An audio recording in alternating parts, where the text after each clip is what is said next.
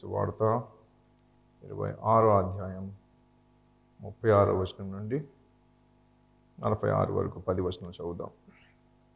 Then Jesus went with them to a place called Gethsemane, and he said to his disciples, "Sit here while I go over there and pray."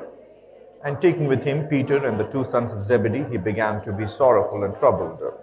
Then he said to them, "My soul is very sorrowful, even to death. Remain here and watch with me." And going a little further, he fell on his face and prayed, saying, "My Father, if it be possible, let this cup pass from me. Nevertheless, not as I will, but as you will." And he came to the disciples and found them sleeping. And he said to Peter, "So could you not watch with me 1 hour? Watch and pray that you may not enter into temptation. The spirit indeed is willing, but the flesh is weak." Again, for the second time, he went away and prayed, "My Father, if this cannot pass until I drink it, your will be done." And again he came and found them sleeping, for their eyes were heavy. So leaving them again, he went away and prayed for the third time, saying the same words again. Then he came to the disciples and said to them, "Sleep and take your rest later on. See, the hour is at hand, and the Son of Man is betrayed in the hands of the sinners. Rise, let us be going. See, my betrayer is at hand." మనందరికీ తెలిసిన విషయము, యేసు సిలువ వేయబడే ముందు రాత్రి ప్రభురాత్రి భోజనము చేసిన పిమ్మట గెత్సెమనే అనే తోటలోకి ప్రార్థన చేయడానికి వెళ్ళి ఉన్నాడు. ఈ గెత్సెమనే తోటలో యేసు పొద్దున పూట మరియు సాయంకాలం పూట ఎప్పుడు ఒలీవ కొండల మీదకి, ఎప్పుడు గెత్సెమనే తోటలోకి వెళ్ళి ఆయన ఏకాంతముగా ప్రార్థన చేసేవాడు.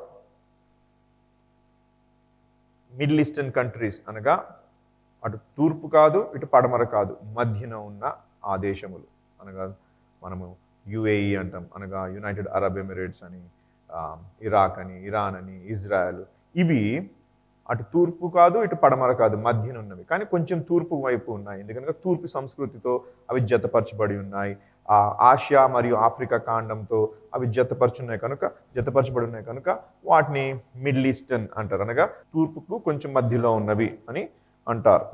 ఆ యొక్క సంస్కృతిలో వారికి ఉదయం అంటే 5 గంటలు. సో వారు లెగిసేటప్పటికే యేసు ప్రభువు ప్రార్థన చేసుకుని, కొన్ని గంటలు ప్రార్థన చేసుకుని వచ్చేసేవాడు.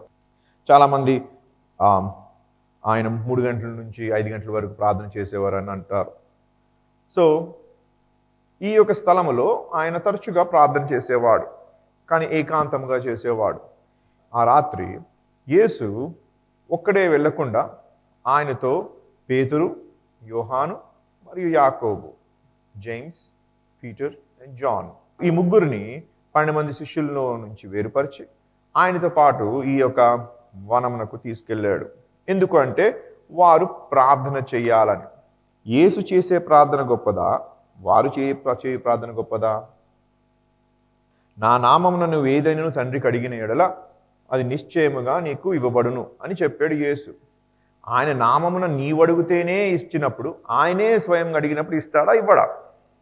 మరి అలాంటప్పుడు ఎప్పుడూ లేనిది సడన్గా యేసు ఈ ప్రార్థన నిమిత్తమై ముగ్గురిని ఎందుకు వెంట పెట్టుకుని వెళ్ళాడు?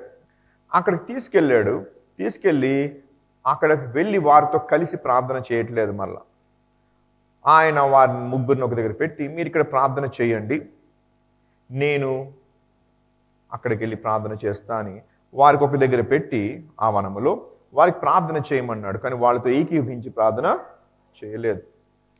కొంచెం ముందుకు వెళ్ళి ఆయన ప్రార్థన చేయించున్నాడు. "Sit here while I go over there." మీరు ఇక్కడ ఉండండి, నేను ముందుకు వెళ్తాను. ఏమన్నా తెలుగులో?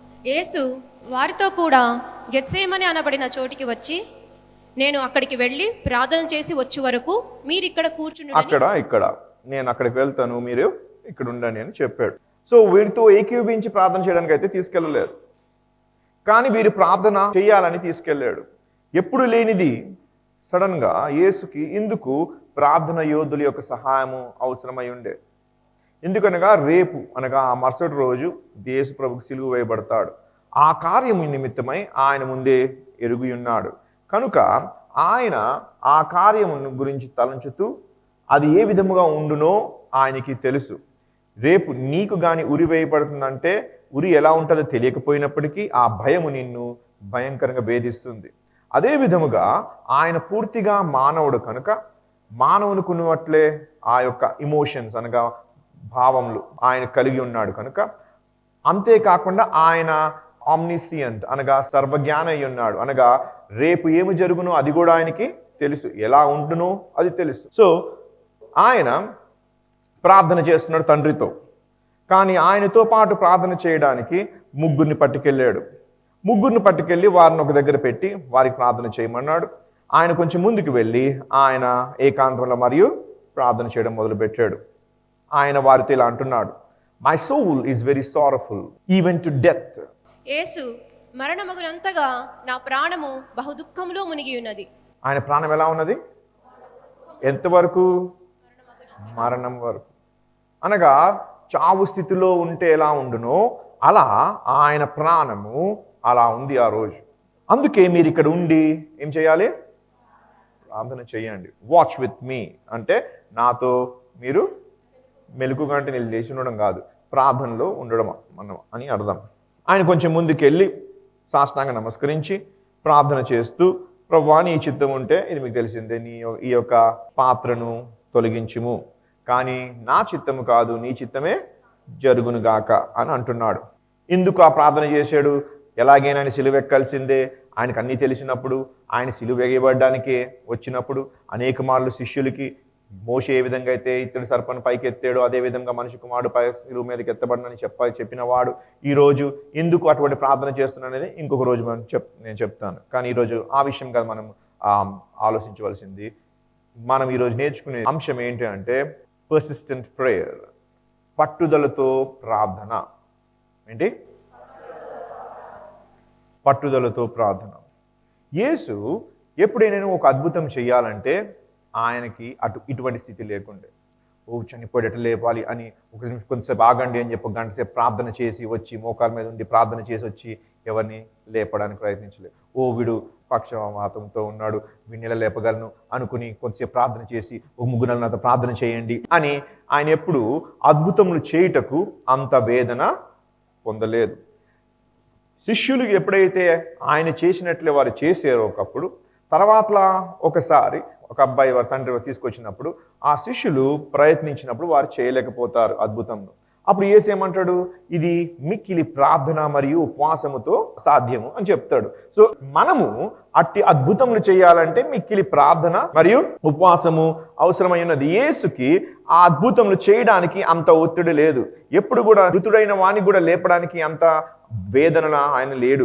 ఆయన ప్రార్థన చేస్తున్నాడు, ఆయన ఉపవాసం ఉంటున్నాడు కనుక ఆయన అద్భుతము చేయడానికి ఇటువంటి సందిగ్ధ స్థితిలో ఎప్పుడు ఆయన లేడు. ఎటువంటి అద్భుతమైనను ఆయన వెంటనే చేసేసాడు. కానీ ఈరోజు ఆయన ఒక ప్రార్థన చేయడానికి వెళ్ళినప్పటికీ ఆయనతో పాటు ముగ్గురిని తీసుకెళ్ళాడు. వారికి ఒక దగ్గర కూర్చోబెట్టి వారికి ప్రార్థన చేయమన్నాడు. ఈయన ముందుకెళ్ళి ప్రార్థన చేస్తున్నాడు. చేసిన పిమ్మట ఆయన ప్రార్థన చేయుచున్న యేసు, జాగ్రత్త వినండి, ప్రార్థన చేయుచున్న యేసు ఇప్పుడు ప్రార్థన వదిలేసి వారు ముగ్గురున్న దగ్గరికి వస్తున్నాడు. నా యొక్క క్వశ్చన్ ఏంటంటే, ఆత్మలో ప్రార్థన చెయ్యాలని మనకు దేవుని వాక్యం చెప్పుచున్నది. యేసు కూడా ఆత్మలో ప్రార్థన చేసేవాడు. సో పరిశుద్ధాత్మ యందు ప్రార్థన చేసినప్పుడు ఆత్మవశులుగా ఉండాల్సిన యేసు ప్రార్థన చేయుచున్నవాడు తన ప్రార్థనను వదిలి శిష్యుల దగ్గరికి ఎందుకు వచ్చాడు? ఒకవేళ వాళ్ళు నిద్రపోతున్న విషయము గురించి వచ్చుంటే అక్కడ ఉండి కూడా ఒక కేక వేయగలడు, అక్కడ ఉండి మాట్లాడను వారికి ఇక్కడ వినబడును. కానీ ఆయన ప్రార్థనను అంతరాయం కలిగించి ఆయనే ప్రార్థన వదిలి ఎక్కడికి వస్తున్నాడు? శిష్యుల దగ్గరికి వస్తున్నాడు. ఎందుకు అనగా ఆయన ప్రార్థన చేయలేకపోతున్నాడు. అందుకోసమే ఆయన యొక్క చెమట రక్తపు బిందులుగా మారింది. అలా అవుతే యాక్చువల్లీ మనుషులు ఏమంటారంటే చనిపోవాలి, ఎందుకంటే నరములు పట్లి అవి అలా కారుతాయి. సో అంత ప్రెషర్ ఆయన ఆ రాత్రి పొందుతున్నాడు. ప్రార్థన చేయవలసిన యేసు ఏం చేస్తున్నాడు? ప్రార్థన ఆపేస్తున్నాడు. ఆపేసి తిరిగి శిష్యుల దగ్గరికి వస్తున్నాడు. శిష్యుల దగ్గరికి వచ్చినప్పుడు శిష్యులు ఏం చేస్తున్నారు? మీ అందరికీ పైకి వెళ్ళినాక పీటర్ అడుగుతున్నాడు, ఏం నిద్రపోదు, మీరు ఎప్పుడు నిద్రపోలేదు అని అడుగుతాడు. ఇవాళ ఇలాంటివన్నీ బాగా చెప్పారు మీ పాస్టర్కి అని అంటాడు రేపు పొద్దున. వారు ప్రార్థన చేసి చేసి అలసిపోయి చలికి బ్లాంకెట్లు కప్పుకున్నందుకు వారు శరీరం అలిసిపోయినందుకు ఏమయ్యారు? నిద్రపోచున్నారు. వచ్చి యేసు, 1 గంట కూడా మీరు ప్రార్థన చేయలేరా అని వారిని లేపి ప్రార్థన వారికి చేయమని చెప్పి ఆయన మరలా ఏం చేశాడు? మరలా ప్రార్థనలోకి వెళ్ళాడు. మరలా ప్రార్థన చేసి అదే మాటలు ప్రార్థన చేసి ఆయన ఆ ప్రార్థనలో ఆయనకి రావాల్సిన ఆ శాంతి, రావాల్సిన ఆ సమాధానము కలగక తిరిగి మరలా ప్రార్థన వదిలి మరలా శిష్యుల దగ్గరికి వస్తున్నాడు. ఇటువంటి స్థితి అనేకులకి అనేక మార్లు జరుగును. ఎప్పుడైతే మన శరీరం, మన యొక్క మనసు ఆ వ్యాకులతో ఉంటుందో, ఎప్పుడైతే మన మనసు చాలా గందరగోళంలో పడి ఉంటుందో, మనము చెయ్యాలనుకుని ప్రయత్నించినను ప్రార్థనలో ఉండలేం. అక్కడ దేవునికి ఆశ్రయించడమే మేలు అనే విషయము తెలిసినను, దేవుని దగ్గరికి వెళ్ళినను మనము అదే విధముగా చేయలేము. ఆ విధముగా ప్రార్థన చేయలేని స్థితిలో యేసు ఉంటూ ఆయన తన ప్రార్థనని అంతరాయం కలిగిస్తూ వదిలి వచ్చి వీరికి ప్రార్థన చేయండి, నాతో పాటు ప్రార్థన చేయండి అని శిష్యుల్ని ఏమడుగుతున్నాడు? సహాయం అడుగుతున్నాడు. ప్రార్థన సహాయము ఆయన ఎవరి దగ్గర నుంచి కోరుతున్నాడు? శిష్యులను. ఆ విధముగా 3 మార్లు ఆయన వారి దగ్గరికి వచ్చాడు. ఆయన అంటున్నాడు 41వ వచనం, watch and pray that you may not enter into temptation. The spirit indeed is willing but the flesh is week. మీరు శోధనలో ప్రవేశించుకున్నట్లు మెలకుగా ఉండి, అనగా ప్రార్థనలో ఉండి ప్రార్థన చేయుడి. ఆత్మ సిద్ధమే కానీ శరీరము బలహీనమని పేతురుతో చెప్పి. సో ఆత్మ సిద్ధముగా ఉంది. ఎందుకు? ప్రార్థన చెయ్యాలి ఇప్పుడు అని. ప్రార్థన చెయ్యాలని ఆత్మ సిద్ధముగా ఉన్నను, శరీరం ఏం చేస్తుంది? బలహీనముగా ఉంది. ఎవరికి? శిష్యులకు. అందుకే మీరు నిద్రపోతున్నారు, అలసిపోయి ఉన్నారు కనుక మీరేం చేస్తున్నారు? ప్రార్థన చేయాలని వచ్చినప్పుడు ప్రభావం చేయమని చెప్పు అనవచ్చు. కానీ ఎప్పుడైతే తీసుకొచ్చాడో ప్రార్థన చేయమని ఎందుకు చెప్పాడు? బహుశా ఆ 12 మందిలో వీరు ఎక్కువగా ప్రార్థన చేయువారేమో, లేకపోతే వీరి ప్రార్థనను దేశ ప్రభు చాలా ఇష్టపడిన వాడేమో, మనకు తెలియదు. సో ఈ ముగ్గురిని తీసుకొచ్చి ప్రార్థన చేయమని చెప్తూ చేయమని చెప్పిన వీరు నిద్రపోచినడు, మీ ఆత్మ సిద్ధముగా ఉంది కానీ శరీరమే బలహీనముగా ఉంది అని ఆయన తిరిగి మరల వెళ్ళి ఎక్కడికి వెళ్తున్నాడు? ప్రార్థనలోకి వెళ్తున్నాడు. పర్సిస్టెంట్ ప్రేయర్ అనగా పట్టుదలతో ప్రార్థన చేయవలసి ఉన్నది. ఎలా? పట్టుదలతో ప్రార్థన చేయవలసి ఉన్నది. యేసు ఎందుకు వారి యొక్క సహాయం అడిగాడంటే, ఆయన ప్రార్థనలోకి వెళ్ళి ప్రార్థన చేసిన పిమ్మట ఆ వ్యాకులతతో ఆయన ఉండలేక వెళ్ళి తీసుకురాలేదు. ఆయనకు తెలుసు ఆ రాత్రి ఆయన ఏకాంతముగా ఆయన ఒక్కడే ప్రార్థన చేయలేడని. అందుకే ప్రార్థన సహాయము తన శిష్యులైన వారితో కలిసి చెయ్యాలని, అనగా ఆయన ఎప్పుడైతే బలహీనమైపోతాడో వీరి యొక్క ప్రార్థన వలన ఆయన ఎత్తబడాలని, వీరి ప్రార్థన సహాయము ద్వారా ఆయన ప్రోత్సహించబడాలని ఆయన వారిని పట్టుకొచ్చాడు. యేసు ప్రభు అనేక రకములైన ఉపమానం చెప్పి ఉన్నాడు. ఆ ఉపమానంలో 2 ఉపమానములు, జాగ్రత్త వినండి, ఆ ఉపమానములలో 2 ఉపమానములు విభేదించుచున్న పరిస్థితిని చూపిస్తుంటాయి. అనగా దేవుని దృష్టికి, దేవుని చిత్తమునకు అవి ప్రతికూలంగా ఉన్న విషయములు. అలా ఉన్నప్పటికీ దేవుడు ఆ స్థితిని ఆ 2 ఉపమానముల్లో దేవుడు యేసు ప్రభు చెప్తున్నాడు. ఎవరికి? మనకి. నాడు వారికి చెప్పాడు, నేడు సంఘమైన మనకు చెప్తున్నాడు. అది మొట్టమొదటిది మనము లూకాసు వార్త 11వ అధ్యాయంలో మనం చూడగలము. ఆయన వారితో ఇట్లా, నేను మీలో ఎవరికైనా ఒక స్నేహితుడుండగా అతడు అర్ధరాత్రి వేళ ఆ స్నేహితుని యొద్దకు వెళ్ళి, స్నేహితుడా, నాకు 3 రొట్టెలు బదులిమ్ము. నా స్నేహితుడు ప్రయాణం చేయుచు మార్గములో నా యొద్దకు వచ్చి ఉన్నాడు. అతనికి పెట్టుటకు నా యొద్ద ఏమీ లేదని అతనితో చెప్పిన ఎడల, అతడు లోపలనే ఉండి, నన్ను తొందర పెట్టవద్దు, తలుపు వేసి ఉన్నది, నా చిన్నపిల్లలు నాతో కూడా పండుకొని ఉన్నారు, నేను లేచి ఇయ్యలేనని చెప్పునా, అతడు తన స్నేహితుడైనందున లేచి ఇయ్యకపోయినను, అతడు సిగ్గుమాలి మాటికి అడుగుట వలనైనను లేచి అతనికి కావలసినవన్నీ ఇచ్చును అని మీతో చెప్పుచున్నాను. ఇక్కడ ఒక ఉపమానం చెప్తున్నాడు. ఒక మనిషి తన స్నేహితుడి ఇంటికి వెళ్ళి ఆ రాత్రి వేళ వాడు తలుపు కొడుతున్నాడు. ఎందుకనగా ఆయన స్నేహితుడు ఎవరైతే తలుపు కొడుతున్నాడో ఆయనకు ఒక స్నేహితుడు ఉన్నాడు. ఆయన బహు దూరం నుంచి వచ్చాడు. ఆయనకి భోజనం పెట్టడానికి ఆయన దగ్గర ఏమీ లేదు. లేనందుకు స్నేహితుడు కదా అని ఈ పక్కవాని దగ్గరికి వచ్చి పొరుగువానికి వచ్చి తలుపు కొడుతున్నాడు. ఆ కొట్టుచు నాకు ఇలా ఈ స్థితి చెప్తున్నాడు, నా దగ్గర ఏమీ లేదు కనుక నీవు దయచేసి 3 అప్పములు ఇయ్యమని అడిగాడు. కానీ లోపల ఉన్నవాడు ఆయన ఏం చెప్తున్నాడు, నాకు లేపొద్దు, నాకు డిస్టర్బ్ చేయొద్దు.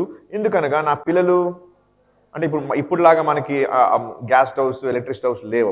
అప్పుడు పొయ్యి వెలిగించినట్టు చాలా పెద్ద తంతం, అది బయటికి వెళ్ళి మనం వెలిగించాలి. సో ఆ పొగ ఆ నిప్పు వేడి అంతా మనుషులకి లేపేస్తుంది. కనుక నా పిల్లలు విశ్రాంతిలో ఉన్నారు, పడుకోయినారు. చిన్నపిల్లలు లెగిసిపోతే మళ్ళీ పడుకోవడం కష్టము. నేను పొయ్యి ఆర్పేసి ఉన్నాను, నాకు ఇప్పుడు నీవు డిస్టర్బ్ చేయకు అని అన్నాడు. ఆయన అనడంలో ఏమైనా తప్పుందా? లేదు. ఈయన యొక్క స్థితి ఆయనకు చెప్పాడు, ఆయన యొక్క స్థితి ఈయనకు చెప్పాడు. ఇద్దరూ వారి యొక్క స్థితులను తెలియపరుచుకున్నారు. ఈయన అడగడంలో తప్పు లేదు, స్నేహితుడు కదా ఇస్తాడేమో అని. ఆయన కాదండంలో కూడా ఎటువంటి తప్పు లేదు. ఓకే, సో ఆయనను అడిగితే మరలా అడిగితే లేదని చెప్పినా కదా, మరలా అడిగాడు. అడిగినప్పుడు ఆగొస్తున్నా అని లెగిసి ఆయన అడిగినవన్నీ వీనికి ఇస్తున్నాడు. ఈ కథలో మీకు అర్థమైంది ఏం చెప్పండి? సో జనరల్గా మనము మన టాపిక్ కూడా పట్టుదలతో అడగాలి కనుక అడగడమే అనుకుంటాం. కానీ ఇక్కడ నేను చెప్పాను, విభిన్నముగా ఉన్న సిచ్యువేషన్స్ ఈ 2 పారబుల్స్. ఆయన చెప్పిన అనేక ఉపమానములో ఒక విషయంకి చాలా విభిన్నంగా అనగా ఆపోజిట్గా ఉంది. ఏంటది? దీని అర్థం ఏంటి అంటే, మనము దేవుని దగ్గరికి వెళ్ళి అడుగుతాం. దేవుడు మనకు ఇవ్వడానికి ఆయన దగ్గర లేక కాదు, కానీ ఇచ్చే అనుకూలత ఆయన దగ్గర లేదు. అనగా ఇవ్వడానికి నీవు యోగ్యుడిగా లేవు, ఇచ్చే సమయము అది కాదు. నీకు ఇవ్వడానికి ఆయన తను చేయుచున్న పనిని అంతరాయం కలిగించదలుచుకోవట్లేదు. అర్థమవుతున్న మాటలు? ఆయన అంటే మనం పడుకున్న స్నేహితుల గురించి చూస్తున్నాం. ఇప్పుడు ఆయన ఏం చేస్తున్నాడు? విశ్రాంతిలో ఉన్నాడు. తనకు మా పిల్లలు ఏం చేస్తున్నారు? చిన్నపిల్లలు విశ్రాంతిలో ఉన్నారు. పొయ్యి ఏమైంది? ఆర్పివేయబడ్డది. కనుక ఇప్పుడు లెగిసి చేయడం అనేది అసాధ్యమైనది, చేయవలసిన సమయము కాదు. అలాగే మనము అడుగుచున్నప్పుడు మనకి ఇవ్వాల్సిన సమయము కాదు. మనము అడిగినను మన స్నేహితుడిగా ఆయన ఉన్నను, మన దేవుడిగా ఆయన ఉన్నను, నా పేరుట నువ్వేది అడిగితే నీకు అది ఇస్తా అని వాగ్దానం చేసిన దేవునికి కొన్నిసార్లు మనం అడిగినప్పుడు ఆ సన్నివేశము, ఆ యొక్క పరిస్థితి నీకు ఇవ్వడానికి కుదరనిది, నీకు ఇవ్వకూడనిది. అర్థమవుతుందా? సో ఇవ్వకూడదు కనుక ఆయన ఏమన్నాడు? నాకు డిస్టర్బ్ చేయకు అంటే అర్థం ఏంటి? నేను నీకు ఇవ్వను అని అర్థం కాదు. ఆయన రీజన్ చెప్తున్నాడు. ఒకవేళ ఇవ్వాలని ఇష్టం లేదనుకో, ఇవ్వను పో అని అనేవచ్చు. కానీ రీజన్ ఎప్పుడు చెప్తారు? ఇవ్వాలని ఉంది కానీ ఇవ్వడానికి పరిస్థితులు అనుకూలంగా లేవు. సో అలాగే దేవుడు నీ ప్రార్థనకి జవాబు ఇవ్వాలని ఉన్నప్పటికీ అనేక మార్లు మన పరిస్థితులు బట్టి, ఓకే, ఆయన ఉన్న పరిస్థితులు బట్టి, నీ యొక్క అవసరత, ఆయన యొక్క సమయము, ఆయన యొక్క పరిస్థితి బట్టి నీకు ఇవ్వాలనుకున్నను ఆయన ఇవ్వడు. అటువంటి ఇవ్వని స్థితిలో, అటువంటి ఇవ్వలేని పరిస్థితుల్లో కూడా నీవు ఆయనను మరలా వెళ్ళి పట్టుదలతో అడిగిన ఎడల ఇవ్వలేనిది, ఇవ్వకూడనిది కూడా దేవుడు మరలా మనకి అనుగ్రహిస్తాడు. కానీ ఇది ఎప్పుడు జరుగుతుందంటే మనం పట్టుదలతో అడిగితే కాదు, దానికన్నా ముందు ఒకటి ఉంది. ఇక్కడ ఈయన ఇవ్వకూడదు అని చెప్పలేదు, ఇవ్వలేను అని చెప్తున్నాడు. ఎందుకు ఇవ్వలేడు? ఆ పరిస్థితిని చెప్పుచున్నాడు. ఎవరు? ఈ స్నేహితుడు, ఇంట్లో ఉన్న స్నేహితుడు. అలాగే ఏ స్నేహితుడు అడుగుతున్నాడో వాడి యొక్క అడగడంలో ఏముంది తెలుసా? వాని యొక్క స్థితిని వాడు ఫస్ట్ కన్ఫెస్ చేస్తున్నాడు. నాకు 3 రొట్టెలు అని వాని కోసం అడగలేదు, వాని అవసరత చెప్తూ వాని దగ్గర నీ స్నేహితుడు వస్తే నేను ఇవ్వడం ఏంట్రా అని అడగాలి. కానీ నా స్నేహితుడు వచ్చినను, నేను నీ దగ్గర కిందకి వచ్చిన, నువ్వు నా స్నేహితుడు కనుక నా దగ్గర ఇప్పుడు ఆ పిండి లేదో నూనె లేదో ఏదో లేనందుకు, అర్థమవుతుందా? అనగా వాడు ఏ స్థితిలో ఉన్నాడో ఆ స్థితిని చెప్పినందుకు, ఆ స్థితిని తెలియపరిచి ఆ స్థితి గురించి చెప్పి అప్పుడు అడుగుతుంటే నీ స్థితి బట్టి ఆయన స్థితిలో ఇవ్వాలని ఉన్నను ఇవ్వకూడని పరిస్థితిలో ఉన్నప్పటికీ పదే పదే అడుగుతున్నందుకు నీ స్థితి బట్టి నీ ఒప్పుకోలు బట్టి ఆయన ఏం చేస్తాడు? ఇస్తాడు అని యేసుప్రభు చెప్తున్నాడు. అనగా నీవు పొందుటకు, నీవు జవాబు నీకు ఇవ్వడానికి, నీకు మేలు చేయడానికి, అడిగినది నీవు పొందడానికి ఆయనకున్న ప్రావిడెన్స్ అనగా ఆయన యొక్క ప్రణాళికను, ఆయన యొక్క ప్లాన్స్ బట్టి ఆయన నీకు ఇవ్వలేడు, ఇవ్వకూడదు. కానీ ఎప్పుడైతే నీ స్థితిని వ్యక్తిత్వం చేసుకుంటున్నావో, నీ స్థితిని ఆయన ముందు ఒప్పుకుంటున్నావో, అప్పుడు దేవుడు ఇవ్వలేనప్పటికీ అనగా ఇవ్వడానికి అవకాశం లేనప్పటికీ ఆయన నీవు అడుగుతున్నందుకు, ఎట్లా అడుగుతున్నావు? నీ స్థితిని తెలియపరుస్తూ అడుగుతున్నందుకు. ఎలా? పట్టుదలతో. నీ స్థితిని చెప్పి పట్టుదలతో అడుగుతున్నావు. ఉట్టి పట్టుదలతో కాదు, నీ స్థితిని ఆయనకి చెప్పినప్పుడు నీ స్థితి బట్టి ఆయన స్థితిని మార్చుకుని నీకు సహాయం చేస్తాడు. ఇది ఒక ఉపమానమై ఉన్నది. ఇప్పుడు ఇంకొక ఉపమానం చూద్దాం. లూకాసు వార్త 18వ అధ్యాయం 1-8 చదువుదాం. వారు విసుకక నిత్యము ప్రార్థన చేయుచుండవలెనన్నటకు ఆయన వారితో ఈ ఉపమానం చెప్పెను. ఎందుకు విసుక్కోవాలి? ఎందుకు విసుక్కుంటాం? క్రైస్తవం అంటే అందరం ప్రార్థన చేస్తాం. దేవుడు మనకి ఇస్తాడని మనకు తెలుసు. సో దేవుడు ఇస్తాడనే విశ్వాసంతోనే మనం ప్రార్థన చేస్తాం. మనం అడిగినప్పుడు దేవుడు మనకి ఇచ్చాడు కనుక ప్రార్థన చేస్తాం. ప్రార్థన చేయాలి కనుక ప్రార్థన చేస్తాం. అవునా కదా? ప్రార్థన చేసిన మనము ఎందుకు విసుక్కుంటాం? అలసిపోయారు, పొందలేదు, ఇంకా లేట్ అయినందుకు కదా. ఇవన్నీ మీ అనుభవాలు. మనం అడుగుతాము కానీ అడిగి విసిగిపోతాం. ఎందుకు? జవాబు రావట్లేదు. ఎందుకు?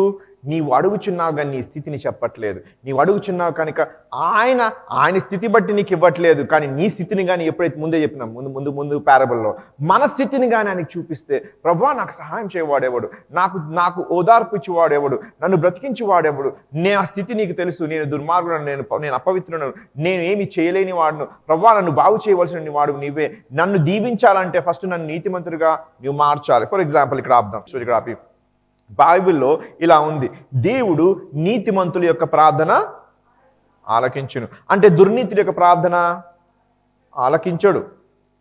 దాంట్లో ఏం మార్పు ఉండదు. సో నీతిమంతుల ప్రార్థనే ఆలకించినప్పుడు, దుర్నీతిలో మనం పడిపోయినప్పుడు, దుర్భిక్ష స్థితిలో మనం ఉన్నప్పుడు, దేవునికి వ్యతిరేకముగా అపరాధం మనం చేసినప్పుడు, మనము విశ్వాసము కోల్పోయినప్పుడు, మనము నీతిమంతుల నుండి పడిపోతున్నాము. ఆ పడిపోయిన స్థితిలో ఇప్పుడు నువ్వు ప్రార్థన చేస్తే దేవుడు ఆలకిస్తాడా? ఆలకించడు, ఉత్తరం ఇయ్యడు. ఎందుకు?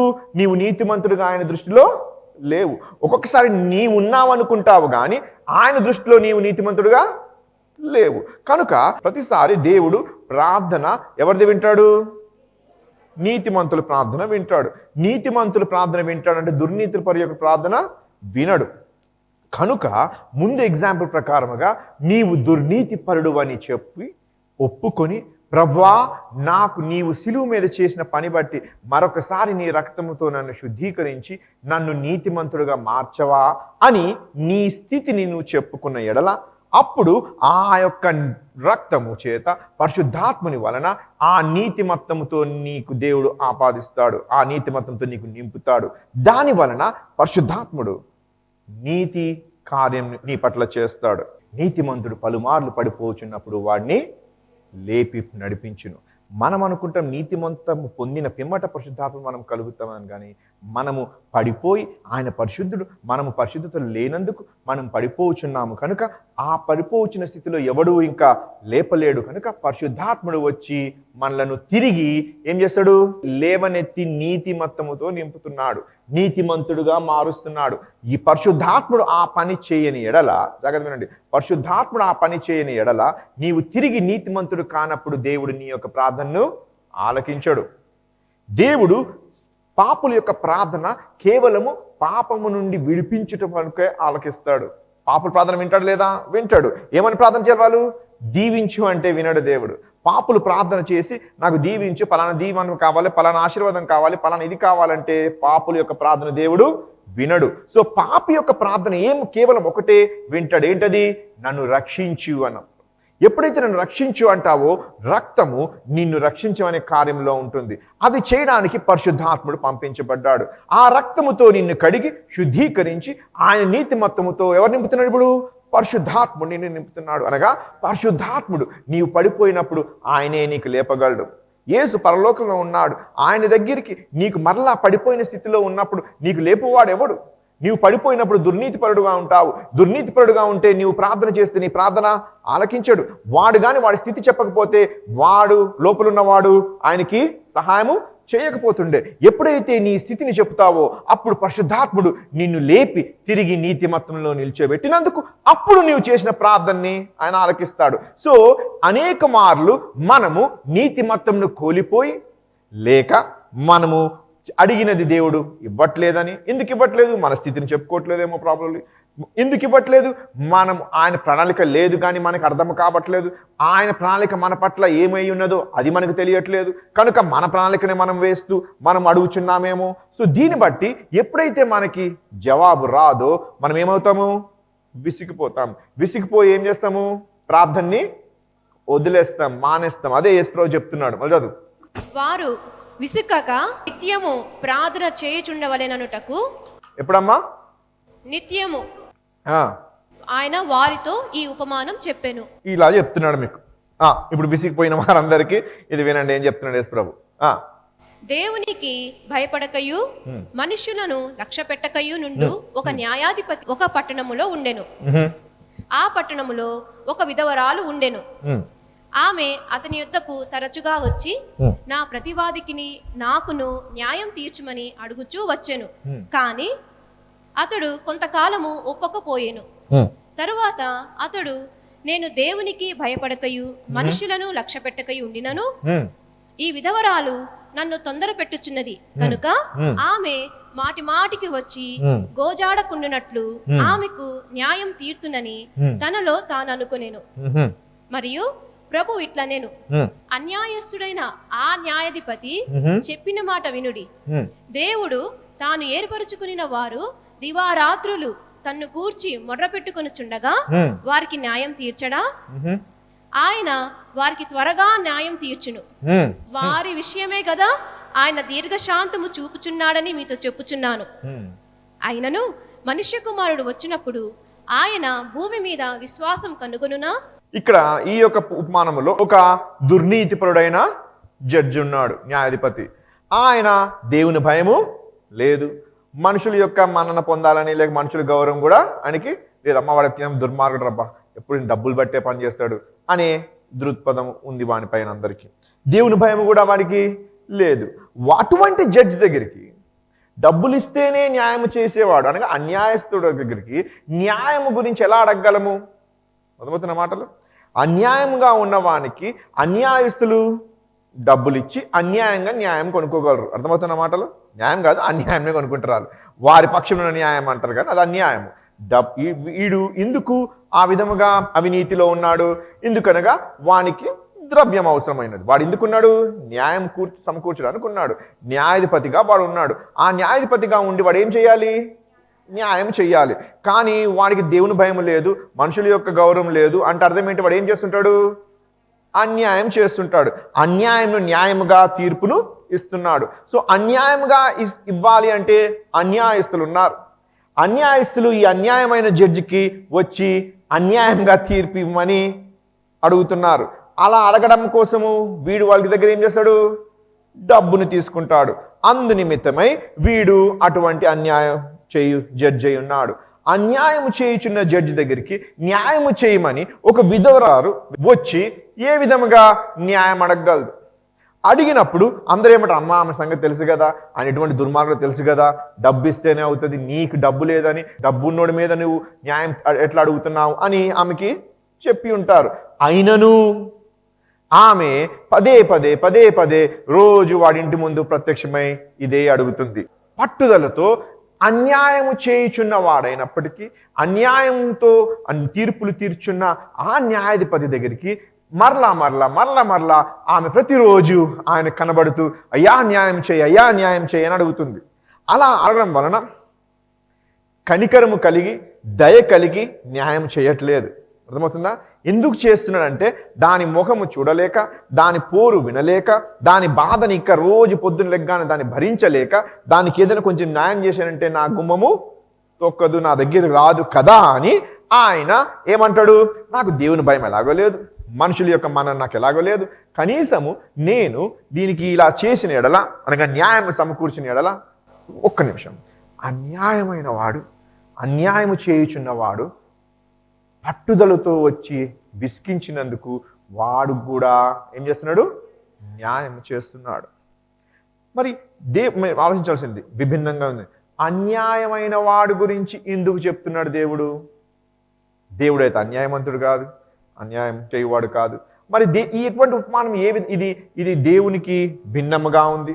దేవుడు నీతిమంతుడు, న్యాయము చేయువాడు, సో అన్యాయానికి వ్యతిరేకంగా ఉన్నవాడు దేవుడు. అటువంటి వాడైనప్పుడు ఇటువంటి ఉపమానం చెప్పడానికి కారణం ఏంటి అనగా ఆయన మన యొక్క స్థితులను చూపిస్తున్నాడు. ఏది?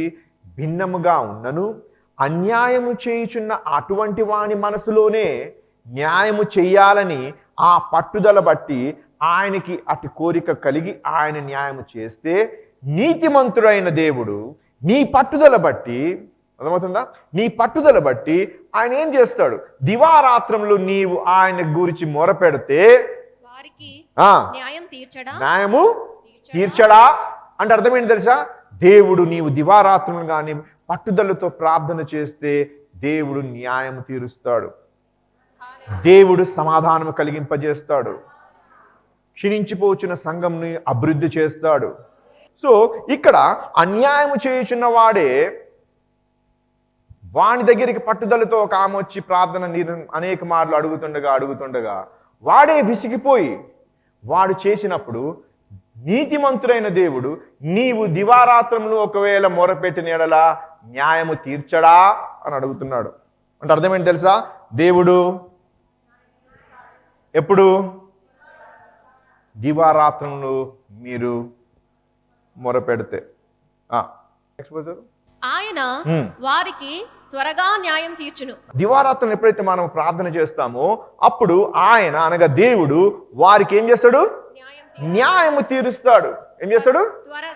త్వరగా న్యాయము తీరుస్తాడు. వారి విషయమే కదా ఆయన దీర్ఘశాంతము చూపుచున్నాడని చెప్పుచున్నాను. అయినను మనుష్య కుమారుడు వచ్చినప్పుడు ఆయన భూమి మీద విశ్వాసము కనుగొనునా? సో ఈ ప్రార్థన వలన నీ జీవితంలో విశ్వాసము మిగిలి ఉంటుంది. ప్రార్థన ఎవడు చేస్తాడంటే విశ్వసించిన వాడే ప్రార్థన చేస్తాడు. ఎవడైతే దేవుడు చేస్తాడు, నా స్థితిలో దేవుడే నాకు సహాయం చేస్తాడు అనుకుని విశ్వసిస్తాడో వాడే ప్రార్థన చేయగలడు. ప్రార్థన చేయడం వలన నీ సంఘములో ఉన్న ప్రతి సమస్య, నీ కుటుంబంలో ఉన్న ప్రతి సమస్య తీర్చబడుతుంది. అట్టి సమస్యలు తీర్చబడాలంటే దివారాత్రములు పట్టుదలతో ప్రార్థన చేయవలసి ఉన్నది. నీవు గాని చూడండి, దేవుడు seek ye first the kingdom of God and all things shall be added unto you. దేవుని రాజ్యంని గాని నీవు వెదికిన ఎడల, దేవుని రాజ్యంని మరియు దాని నీతి అనేది ఎట్లా వస్తుంది? కార్యము బట్టి, అనగా మంచి కార్యములు. సో దేవుని యొక్క మంచి కార్యములు సంఘస్థులు చేయాలి, దేవుని యొక్క మంచి కార్యములు సంఘ కాపర్లు చేయాలి. కలిసి దేవుని యొక్క నీతి కార్యములతో మనము చేయడానికి మనము వెతకాలి. అటువంటి దేవుని రాజ్యం ఎవరైతే వెతుకుతారో వారికే అన్నీ లభిస్తాయి. మీకు కావలసినవన్నీ మీరు అడగాలంటే మొట్టమొదటిగా దేవుని యొక్క రాజ్యము గురించి, ఆ నీతిని గురించి, తన కార్యములు తన సంఘములో జరగాలని, తన సంఘము అభివృద్ధి అవ్వాలని, తన సంఘములో ఆదరణకర్త అని చెప్పబడిన పరిశుద్ధాత్ముడు మన సంఘములో ఆదరణ కలిగించాలని దేవుడు పని చేయాలి. అది నీవు చేయాలంటే పట్టుదలతో చేయాలి. పట్టుదలతో చేస్తేనే తప్ప నీవు అటువంటి ఆశీర్వాదం చూడలేవు. దేవుడు అంటున్నాడు, నీవు గాని పట్టుదలతో చేస్తే దుర్నీతిపరుడైన అటువంటి న్యాయాధిపతి ఒకవేళ మంచి చేయగలిగితే, నీతిమంతుడైన దేవుడు ఏం చేస్తాడు? త్వరగా నీకు న్యాయము కలిగింపజేస్తాడు. దేవుని యొక్క న్యాయము చాలా త్వరగా అవసరమైనది. ఇందులో మనము మత్తయి సువార్త చదివాము. అక్కడ యేసు ప్రభువు ఏమంటున్నాడు చూడండి ఒకసారి. The hour is at hand and the son of man is betrayed in the hands of sinners. 45వ వచనం చదవమ్మాయి. తన శిష్యుల యొద్దకు వచ్చి ఇక నిద్రపోయి అలసట తీర్చుకొనుడి, ఇదిగో ఆ గడియ వచ్చి ఉన్నది, మనుష్య కుమారుడు పాపుల చేతికి అప్పగింపబడుచున్నాడు, లెండి వెళ్ళుదము, ఇదిగో నన్ను అప్పగించువాడు సమీపించి ఉన్నాడని వారితో చెప్పాను. సో అపవాది ఆనాడు యేసు ప్రభుకి ఏ విధంగా అయితే అప్పగించి ఉన్నాడో, పాపులు ఏ విధంగా అయితే ఆయనకు మోసము చేశారో, అలాగే తన శరీరంనైనా తన సంఘమైన మనకు కూడా అపవాది అటువంటి మోసమే చేస్తున్నాడు. అంత్యక్రీస్తు అన్నవాడు ఎప్పుడో అంతిమలో వచ్చేవాడు కాదు. యేసు ఉన్నప్పుడు చనిపోయిన పిమ్మట ఎప్పుడైతే అపోస్తులు దేవుని వాక్యం బోధించడం మొదలు పెట్టారో ఆనాడు నుంచి ఆ ఆత్మ సంఘంను వేధిస్తూ హింసిస్తూ వచ్చింది. ఆ రోజుల్లో నీరో చక్రవర్తికి అందరూ పేతురు ఉన్నప్పుడు నీరో చక్రవర్తికే అంత్యక్రీస్తు అనుకున్నారు. తర్వాత ఇంకొక చక్రవర్తి అరేలియస్ అనే చక్రవర్తి వాడిని అంత్యక్రీస్తు అనుకున్నాడు. తర్వాత ఇంకొక చక్రవర్తి వచ్చినప్పుడు వాడిని అంత్యక్రీస్తు. ఎందుకనగా అంత్యక్రీస్తు ఏ కార్యం అయితే చేస్తాడో, సంఘంని ఏ విధంగా అయితే మోసగిస్తాడో, సంఘం ఏ విధంగా బాధ పెడతాడో, సంఘం ఏ విధంగా అయితే పర్సిక్యూట్ చేస్తాడో, హింసిస్తాడో, వాడే ఆ యొక్క అంత్యక్రీస్తు ఆత్మ కలిగి ఉన్నవాడు. అంత్యక్రీస్తు ఆఖరిలో అలా యుద్ధము చేస్తూ చేస్తూ చేస్తూ సంఘము లోబడి సంఘము పట్టుదలతో ప్రార్థన చేస్తుండే జయిస్తూ వచ్చింది. చూడండి, పేతురికి మరుసటి రోజు సిలువ వేస్తారు. ఎందుకనగా ఆ నెక్స్ట్ డే ఆ పండగ ఉన్నది. పండగ తర్వాతలా ఆయనకి ఏదో జడ్జిమెంట్ ఇవ్వాలి, చంపేయాలి. పేతురు ఏం చేస్తున్నాడు? చెరసాల్లో ఉన్నాడు. ఎందుకు ఆపాడు? హేరోదురాజు ఎందుకు ఆపాడు? పండగ ఉంది కనుక పండగ జరిగిన తర్వాతలా వాడిని శిరఛేదం చేయాలి. ఎలాగైతే యాకోబుని చంపేశాడో అలాగే ఏదో ఒక విధంగా ఆయన చంపాలని వాడిని పెట్టి ఉన్నాడు. ఆ రాత్రి పేతురు ఏం చేస్తున్నాడు? ఆ చెరసాల్లో పడుకుని ఉన్నాడు. ఏం చేస్తున్నాడు? పడుకున్నాడు. ఎందుకు పేతురు పడుకున్నాడు అనగా ఆయనకి ఆయన స్థాపించిన సంఘం మీద అంత నమ్మకం ఉంది. ఎందుకనగా రేపు ఎల్లుండ నేను చనిపోతానే భయము బాధ ఆయనకి లేదు. ఎందుకు లేదనగా సంఘము ఆయన గురించి ఏం చేస్తుంది? ప్రార్థన చేస్తుంది. తెలుసా, చాలా మంది భక్తులు చాలా జోక్గా ఒక విషయం చెప్తారు. వీరందరూ సంఘంలో ప్రార్థన చేస్తున్నారు. రాత్రి అయింది, ప్రార్థన చేస్తున్నారు, పట్టుదలతో చేస్తున్నారు. ఏమని చేస్తున్నారు? పేతుర్ని విడిపించి ప్రభువా అని ప్రార్థన చేస్తున్నారు. వారు చేసిన ప్రార్థన మేరకు దేవుడు ఏం చేశాడు? తనకు దూతని పంపించి పేతుర్ని తీసుకొచ్చి ఆ యొక్క ద్వారంను తెరవబడి సంఖ్యలను విప్పి వాడిని బయటికి తీసుకొచ్చాడు. బయటకు వచ్చి ఆ పేతురు ఎక్కడైతే వీరు కలిసి కూడి ప్రార్థన చేస్తున్నారో అక్కడికి వచ్చారు. ఇప్పుడు నేను అడిగే క్వశ్చన్, వీరందరూ ప్రార్థన చేస్తున్న వీరికి విశ్వాసం ఉందా లేదా? ఉందా? అందుకే చేస్తున్నారు కదా. వారి విశ్వాసము కలిగిన ఆ ప్రార్థన బట్టి దేవుడు ఆలకించడా లేదా? ఆలకించాడు కదా. పాటలు కూడా రాస్తాం కదా, సంఖ్యలు సంఘము ప్రార్థించగా సంఖ్యలు బ్రద్దలయ్యాను ప్రార్థన. సో విశ్వాసముతో వారు చేశారా లేదా ప్రార్థన? ఆ ప్రార్థన యేసు ఆలకించాడు లేదా? జవాబు ఇచ్చాడా లేదా? విశ్వాసముతో ప్రార్థన చేయించిన వారి దగ్గరికి ఇప్పుడు విడుదల పొందిన పేతురు వచ్చి తలుపు కొడుతున్నాడు.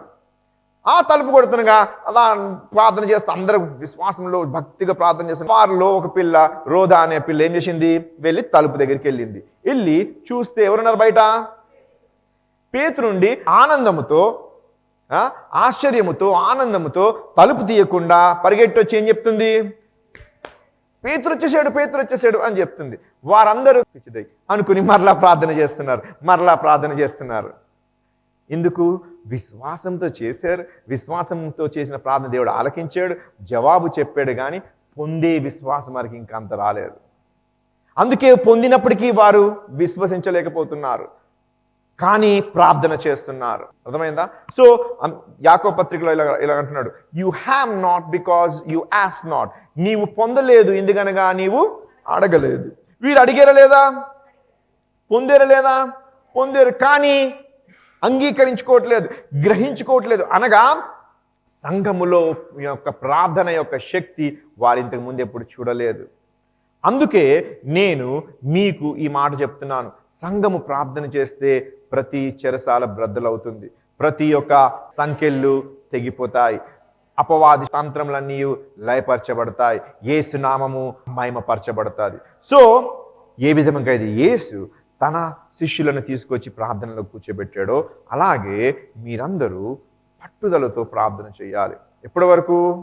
తర్వాత చెప్తే ఎప్పటి వరకు అంటే ప్రతిరోజు, ప్రతి వారం, ప్రతి నెల, ప్రతి సంవత్సరం పరిశుద్ధాత్మలతో నింపబడి నడిపిస్తూ మహిమవంతమైన దినము వచ్చు వరకు పట్టుదలతో ప్రార్థన చేయాలి.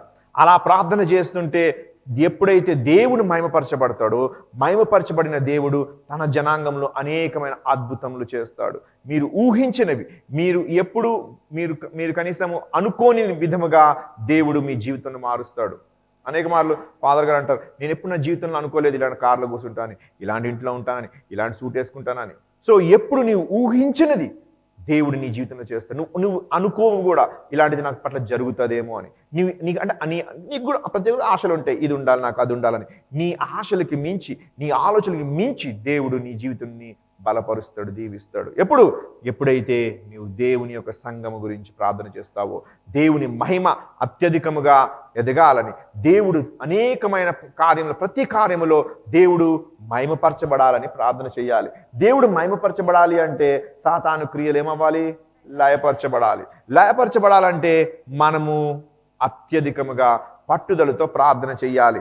మనము మన యొక్క స్థితిని చెప్పినప్పుడే దేవుడు ఆయన స్థితి ప్రతికూలంగా ఉన్నప్పటికీ, నీకు ఇచ్చే ప్రణాళిక ప్రకారంగా అది లేనప్పటికీ, నీవు ఎప్పుడైతే నీ స్థితిని చెప్పుకుంటావో వెంటనే పరిశుద్ధాత్ముడు నిన్ను నీతిమంతుడిగా మారుస్తాడు. ఎప్పుడైతే పరిశుద్ధాత్ముడు నీతిమంతుడు మారుస్తాడో, నీతిమంతుని ప్రార్థన ఆయన ఏమాత్రము త్రోసివేయడు, కనుక నీకు జవాబిస్తాడు. లేక పట్టుదలతో దివారాత్రులు ప్రార్థన చేస్తే నీతిమంతుడైన ఆ దేవుడే త్వరగా నీకు ఏం చేస్తాడు? న్యాయము చేస్తాడు. దేవుని నీతితో సంఘము వర్ధిల్లబడాలని ప్రార్థన చేయాలి.